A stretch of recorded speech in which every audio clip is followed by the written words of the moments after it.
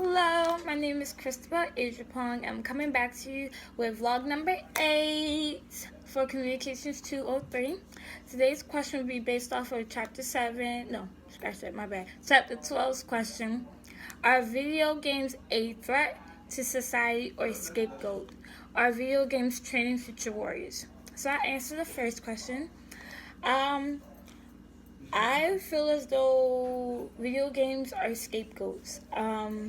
I feel like nobody really has the intention to really do what's in the video game to society. I feel like, somebody who has a stressful job or stressful school life, as soon as they come home, they create an avatar and get through through the game, they pursue another life. They are another person. They aren't being bullied if they were bullied at school.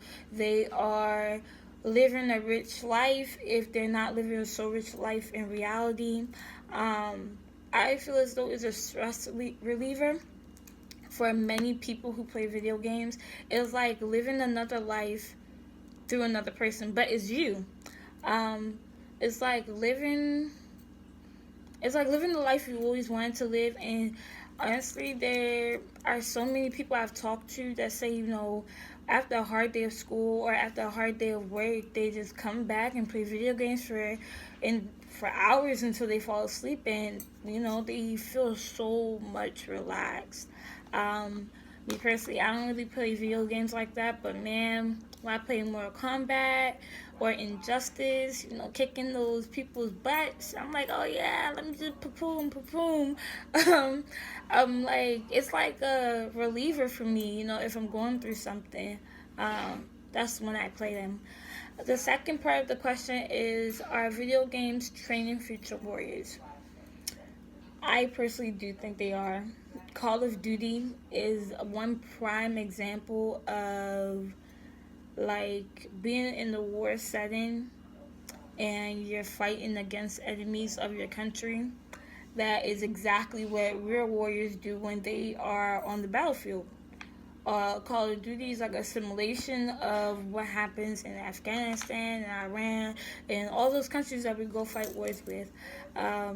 So I feel as though they are training future warriors because, let's say somebody plays Call of Duty and then they grow up, want to go to the army. Low-key, they kind of already expect what's going to happen because they've seen the simulations through Call of Duty. Like, oh yeah, I have to hide here, or I have to shoot this person here, or this is how I use a gun.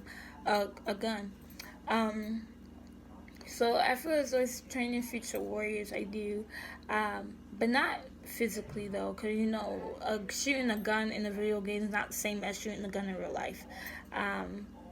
So that's what I think about that question. I think they are training future warriors. So to recap the whole video, I don't think video games are a threat to our society. If somebody wants to commit a crime against the society, I don't blame it on the video game, because if the person already had that hate or had that type of feeling towards that thing they threatened, it's just the video game, probably just a link to it.